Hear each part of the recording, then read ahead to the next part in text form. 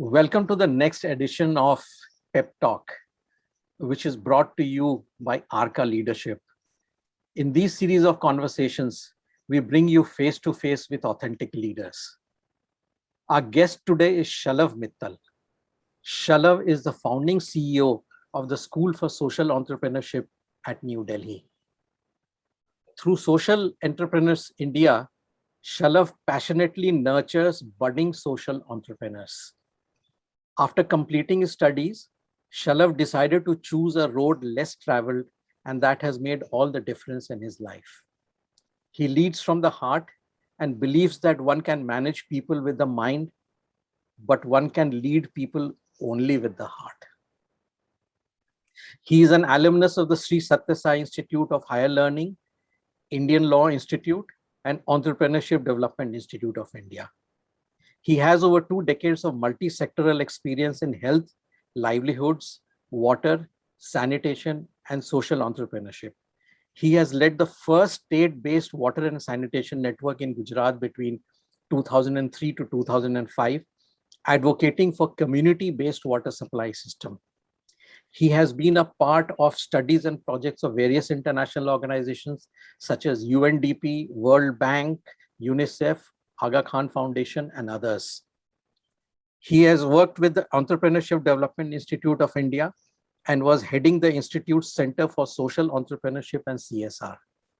He is a founding member of ASHRAY, Promotion of Social Enterprises Foundation, a Government of India approved techno-social business incubator. He loves to cook and treat guests at home, is a blogger, and spends time writing on a variety of subjects related to social entrepreneurs.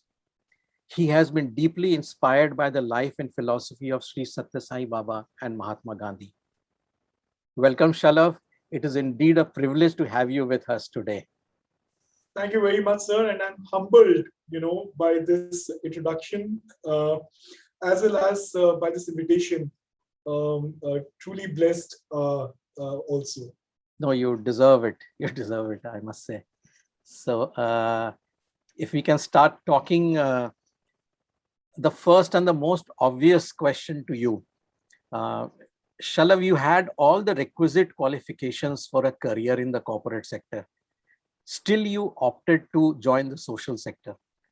What was the motivation behind this move of joining the social sector, especially the field of social entrepreneurship? So, this, I would say, it didn't happen like just, it would happen for many others, who would just choose a career and it would happen to them. I'm sure that, each one of us at this stage of our life, when we look back, and I'm talking about 20, 22 years, of journey after I completed my education.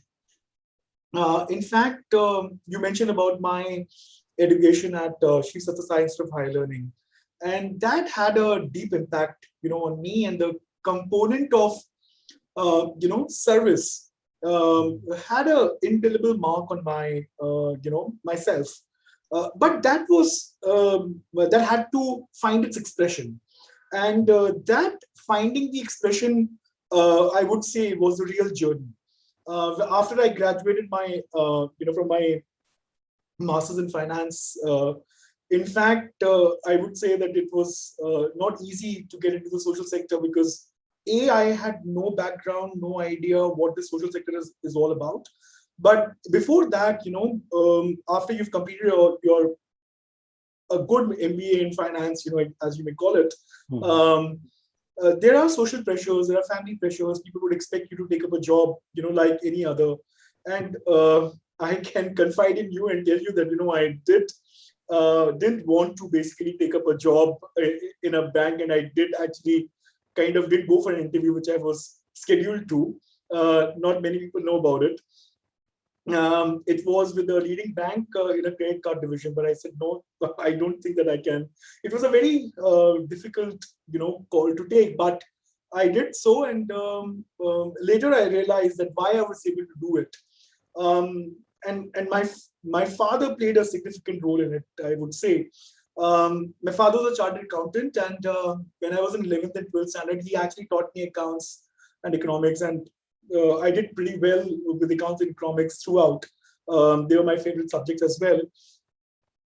So he, wanted me to now maybe do something, maybe pursue a chartered accountancy and do CA. And as it would be for fathers, you can't immediately say no.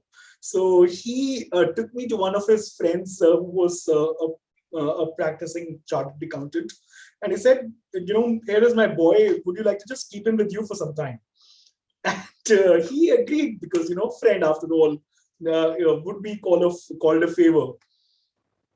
I would go to the office every day, carry a book with me, and that was my whatever job was assigned to me, whether it was analyzing a balance sheet or do something, I would finish it, and then rest of the time, would I'm talking about 99 2000. So internet, computer, telephone, mobile phones were not there. So book was the only companion. Mm-hmm. After a month or so, the gentleman called my father. My father asked, "What did you do? Why is he calling me?" I said, "He's your friend. Just go and meet him. He's calling you." He said, "No, did you do anything?" I said, "No, I didn't do anything." And I left for office in the morning, and after that, my father came, and both of us were sitting, in front of the gentleman, and my father was still looking at me with the anxiety if I had done anything wrong, and I was, just in my expression that no, I've not done anything wrong, and as the conversation started, this gentleman just folded his hand and said that, "Mittal Saab, this boy is made for something else. Why are you wasting his time here?" And I think that, what he spotted there kind of, clicked something into me. And as I call it for social entrepreneurs, what's that point of encounter? That I would say, was my encounter. So I had to, basically go through the journey. My father left for his work, from that office, and I came back home. And in the evening, I still remember I was waiting for my father to arrive, in the driveway. And, he came and he parked his car. And as soon as he got out of his car, I just, broke down in his arms. And I just said, I don't want to do what you want me to do. I want to work in the social sector. I had no idea what I was saying, actually, social sector or NGOs. My father didn't have an idea. We didn't come from that background, but was clear that, there is something else that I want to pursue. And my father only told me one thing: "Shalabh, is this what your heart says?" And I told him, "Yes, this is what my heart says." Then he told me, "Just follow your heart." And those three words, "follow your heart," I think have been my guiding, words for the last 2 decades of my career. That, I am following my heart is what I can say. So follow your heart. Incredible words. I can see a lot of conviction in what you said, Shalabh, and I'm sure this must have been really helpful in your in keeping your focus towards your objectives. What has been your biggest win in these last 20 years? Can you talk about that? Means I would say there are many, but personally, I would say to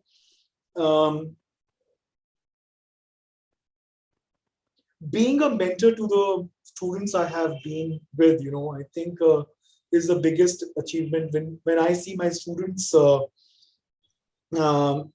well and flourishing and successful in life. I think no more joy I can derive from anything else. I can say. Very recently, and if you have heard that one of our SS India Fellows 2016 batch won the Earthshot Prize. It's a £1 million prize that he won. Only 5. It's the first of its own kind, pledged by Prince Williams. Mm-hmm. That is his success, but I think in his success I see my success. But I can't, say that that success because of me. But I can only say that all these little things that happen, I count them as my success. But one of the things I can, very recently, I would say, not recently, but about almost 4 years back, we were just in our second year of, School for Social Entrepreneurs India after we had set it up. And I was frantically trying to, find inroads into various organizations, including government, for projects. I happened to have a chance to meet one of the senior leaders in the Niti Aayog and presented our case. And, the only thing that I heard from him was that, Shalabh, you're too young, too early, just not even 2 years old, you're a private sector. We are still working with setting up incubators in established institutions which have got space, etc. So, there were many reasons that why SSC couldn't get it. And I would say, that denial gave me a reason to pursue it with much more, perseverance. Very good. And, it was like, that I became stubborn. Zid pakad liya ki yaar to karna hai. And lo and behold, after that, a friend of mine introduced me to the government in the Chhattisgarh state, and they were looking at setting up an incubator there, and they wanted to basically do a program and in social entrepreneurship, and that's how we pitched for SSC India, and we got selected, and we were the first learning program from that incubator that was to be launched, and I was invited for the launch event. I never realized that it was an event where the chief minister himself was going to, launch the program. Mm-hmm. And whom do I see on the stage? The same gentleman from Niti Aayog, sharing the dais with chief minister, launching the program, SSC India program, under the Niti Aayog itself. He came down the, dais, and he was shocked to see me there. He said, "Shalabh, hi, how are you? What are you doing here?" I said, "Sir, the program you just launched is the SSC India program, under the Niti Aayog flagship, incubator." And I think I would not cynically call it a success, but I would just say that it was a testament of, which I always tell even the fellows and the students, who come to School for Social Entrepreneurs. It's that perseverance and pursuance of the purpose, which matters the most. We would face setbacks, we would face failures. They would happen, they're bound to happen. But it's up to us, how do we take them? We take them, as a personal lesson, as part of personal journey, because becoming an entrepreneur, I cannot relate it to more closer to a spiritual evolution, or from a caterpillar to a butterfly process, metamorphosis. I cannot relate it to anything else other than this.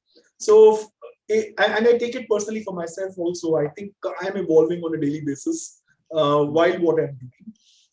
We just have different instruments or different things that we work on outside. So enterprise is something that we are working on, so that there is a process, there is transformation that goes within. So that is how this entire entrepreneur enterprise equation works. My God. Wonderful. And what exactly happens? How do you incubate social entrepreneurs? Could you give an example for somebody like us who are not aware of this? Sure. So, we, in fact, at SSC India, we offer a 9 months learning program. That's our flagship program. And when we launched it, there were many things that, we wanted to achieve, because from my past experience when I was teaching in an institute, there were many limitations that were put, as a part of, a learning, I would say an institute where learning happens under draconian laws of the government education system. Yeah. So, and that was one of the reasons, why I wanted to come out of that system and then, be part of setting up SSC, where we wanted it to become accessible to all, as much as possible, make it accessible. So, SSC India, among the SSC fraternity worldwide, so we are part of the School for Social Entrepreneurs, which is founded in UK. We are the India chapter of SSC in UK. We are the only school that offers a residential program. Right from the beginning, we have done residential programs. Um, our model is a very different model, but also aligning it with the needs of the country and the needs of the entrepreneurs here. And our belief that if we make it accessible and inclusive, um, we will have more chances of success. And I will explain to you, why I say that. So we said 18 to 70 years, anybody can apply to a program. Okay, no education qualification asked for, no CV is asked. We don't look at any education qualification. We took very early idea stage, as early as idea in the mind or in paper. And that early idea can also apply to to SSC for the program. The only caveat or only limitation that we put was functional knowledge of English and Hindi. Otherwise, what we would have to do is to do regional cohorts and in regional languages. That would take a huge toll on us, and that's why we just kept that as. But it never became a limitation, because I still remember, we had in our first cohort, I remember Naresh Sajapati, amazing guy. He does this work in Ahmedabad, works for migrant labor, runs an organization called Pana Foundation. When he came to our program, he's a son of a migrant labor himself. He worked in a dhaba when he started his career. He came to our program, and he was learning along with fellows who have been to the best institutes of the country, who are PhD holders, who are doctors, all sitting in the same classroom and learning. So every month they come and spend 4 to 5 days with us. On the next learning block, the second month, he comes in, and there's a small sticker on his shirt, which reads, "Speak to me only in English." And I was amazed, that is the power of, aspiration and, inquiry for learning, which, a social entrepreneur must have. I think that dedication, it's an adult learning program. If I don't surrender to the program and I don't, take what I've come here to take, where else would I go? So that's the kind of program that we run. They go through a 9 months. Every month they come and spend 4 to 5 days with us. And I think the magic happens there. It happens in the cohort. It happens when everybody comes together. We don't have a magic band to convert their ideas into enterprises, but I can only say that if they follow their purpose and they take actions. So we have a very strong bias towards taking action. And I believe if you're taking small actions on a daily basis and you have a bias towards taking massive actions, then you will manifest your enterprise. So that's I would say that is what works. So making people, refining their idea to find a business model in it, then pursuing your purpose or pursuing your idea to convert that business model into an actual enterprise. So like, for example, one of the things that we say is that if you've thought about, pursuing it, register it legally. It's like giving birth to a child. So registration becomes an important milestone for us. So these are small things, small actions that, which entrepreneurs take, and they make it real for them. All right. Okay. Like all authentic leaders, you also talked about the power of vulnerability in your blogs. And you also encourage your students to embrace vulnerability. What does it take, Shalabh, to embrace vulnerability? And tell us about an incident where this has worked for you. I must actually, confess that embracing this term, embrace your vulnerability, has not come from me. It has come from my students. Okay, it's one of the sessions that we were doing. It came from them, and I actually learned how important it was, for us to embrace vulnerability, because we are extremely vulnerable, isn't it? COVID has showed to us that how vulnerable we are. Yes. And if we don't recognize, acknowledge, and accept it, it will be very difficult for us to move ahead in life. So I think the first thing is to basically recognize and realize and acknowledge that we are vulnerable. Because once that happens, then we know that we have to overcome it. And we are all made up of our own fears and inhibitions. If we don't recognize our fears, we'll never be able to defeat them. So I think that is what to me is embrace your vulnerability. First is to acknowledge it. And this only comes with self-awareness, because if you ask me, I would say that I have if I have been able to keep my head above water, one thing is that I firmly believe that I have multiple faults in myself, and I've made mistakes, and I'm ready to correct them. That is what I can say. That I have the intention and readiness to correct them. If you can be my guide, I'll be so happy to take you as my guide. I think that's the attitude, and I think that's where this whole terminology or the term "embrace your vulnerability" comes from. An episode, I think I have shared this in other platforms as well. Um, just not for hurting sentiments, I would not, I would conceal certain names. I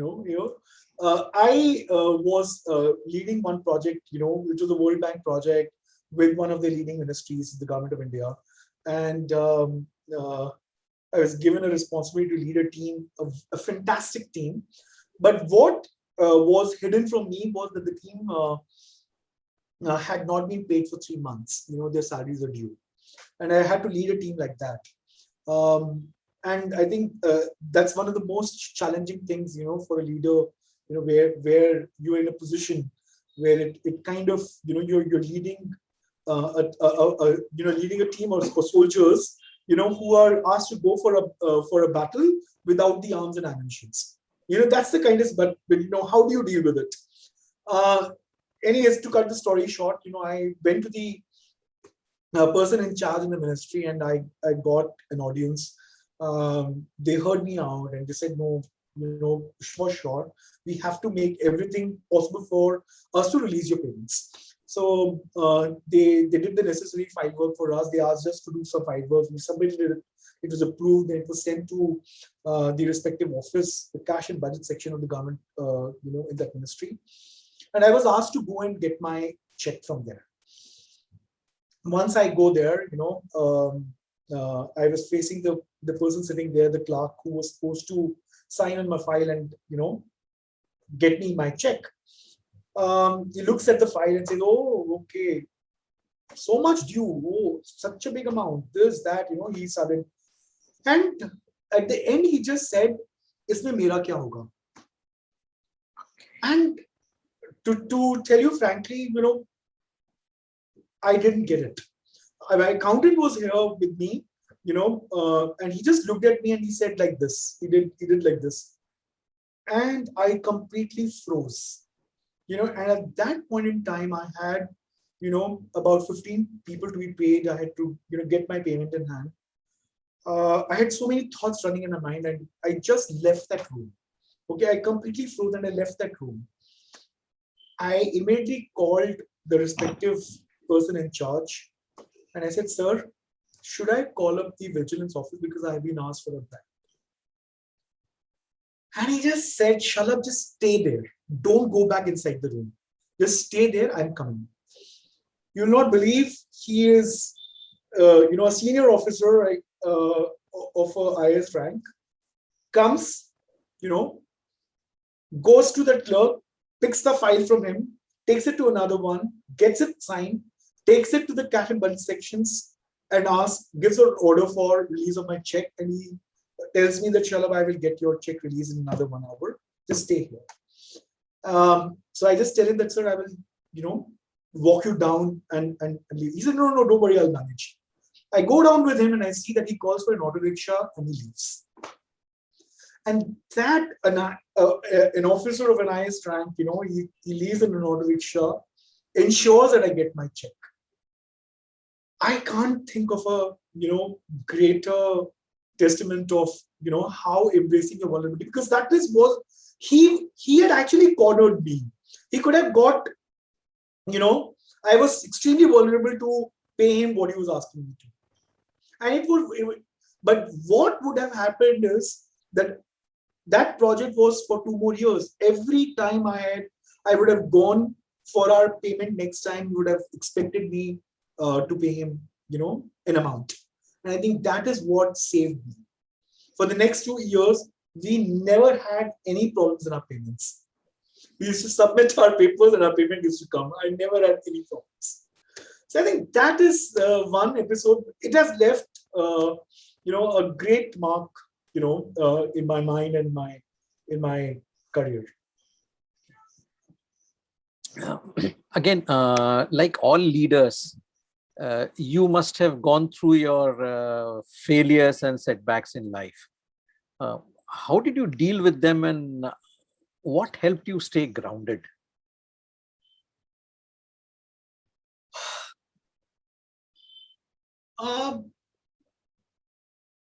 I don't know if I can tell you that this feeling of, being a failure or having setbacks, they continuously haunt me even to this day. Okay. So I don't know if I can say and I can define success for myself even on this day. So I think it's a continuous journey.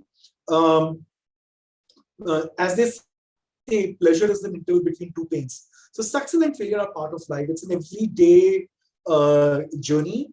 Every day we have to deal with it, and that's how I think I take it for myself, because I take it on a everyday basis.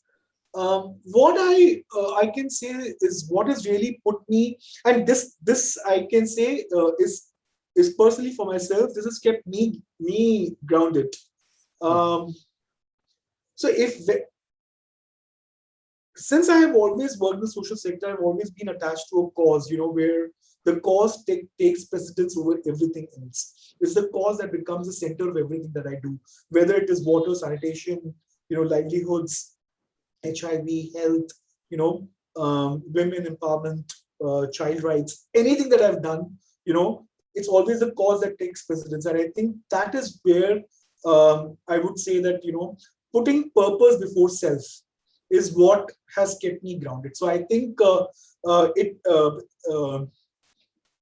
many people who work with emotional and mental health, would not agree with me.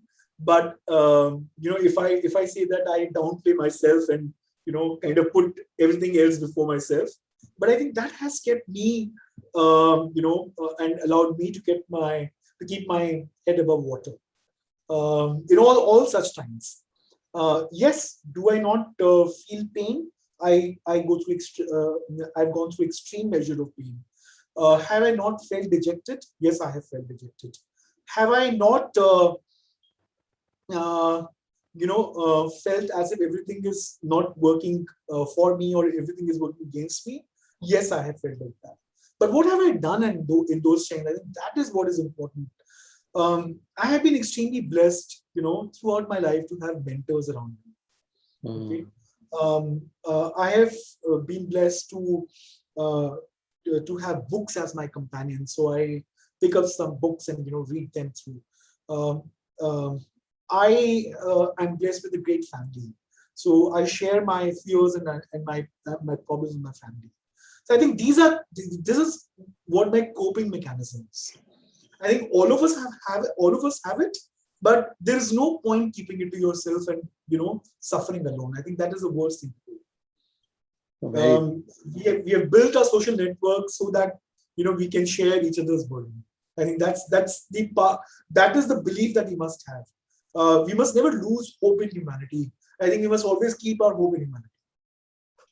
Very, very well said, Shalabh. So finally, before we end, may I request you for 3 tips or advice to the young generation in the country today who are planning a move to the social sector?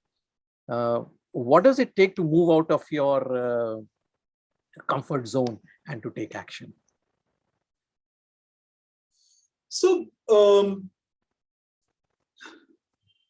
let me say that social entrepreneurs, they genuinely want to serve the community. Let us first start with that. Let us have complete faith in it. that social entrepreneurs have a genuine need. It's their need, to serve the community, to serve people. I think that is there at the core of their heart.